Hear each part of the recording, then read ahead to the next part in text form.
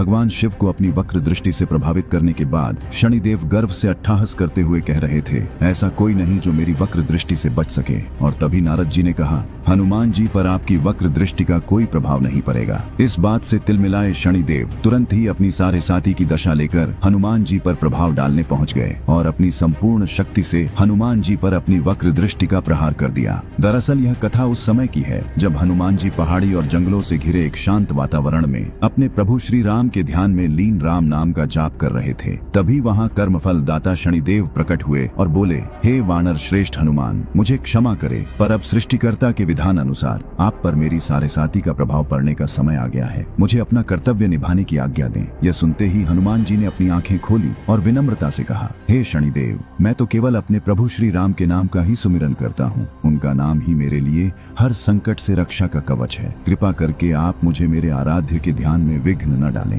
इस पर शनिदेव बोले, हे हनुमान, मैं विधि के विधान से बंधा हूँ, इसे कोई नहीं टाल सकता। आपको मेरे प्रभाव को सहना ही होगा। हनुमान जी मुस्कुराए और कहा, ठीक है शनिदेव, जैसी आपकी इच्छा। यह सुनते ही शनिदेव हनुमान जी के मस्तक पर सवार हो गए और ठहाके मारकर हंसने लगे। लेकिन तभी कुछ ऐसा हुआ कि शनिदेव हनुमान जी के सामने गिड़गिड़ाने लगे। असल में जैसे ही शनिदेव हनुमान जी के सर पे सवार हुए, हनुमान जी ने अपने शरीर को विशाल पर्वतों जैसा बढ़ाना शुरू कर दिया। उनका आकार इतना विशाल हो गया कि शनिदेव उनके शरीर में बुरी तरह फंस गए और उन्हें हिलने तक की जगह नहीं मिली। शनिदेव कुछ समझ पाते इससे पहले ही हनुमान जी ने आसपास के सभी पहाड़ों को उठाकर अपने सर पर रखने लगे। वे अपना शरीर विशाल करते और जितने पर्वत दिखते उसे सर पर रखते जाते। इससे शनिदेव बहुत ही परेशान हो गए। पर्वतों के बोझ से उन्हें असहनीय पीड़ा होने लगी। यह सब शनिदेव के लिए असहनीय तो था ही, और अब हनुमान जी ने अपनी विशाल गदा को घुमाते हुए एक पर्वत से दूसरे पर्वत पर छलांग लगाना शुरू कर दिया। वे कभी घने जंगलों से होकर गुजरते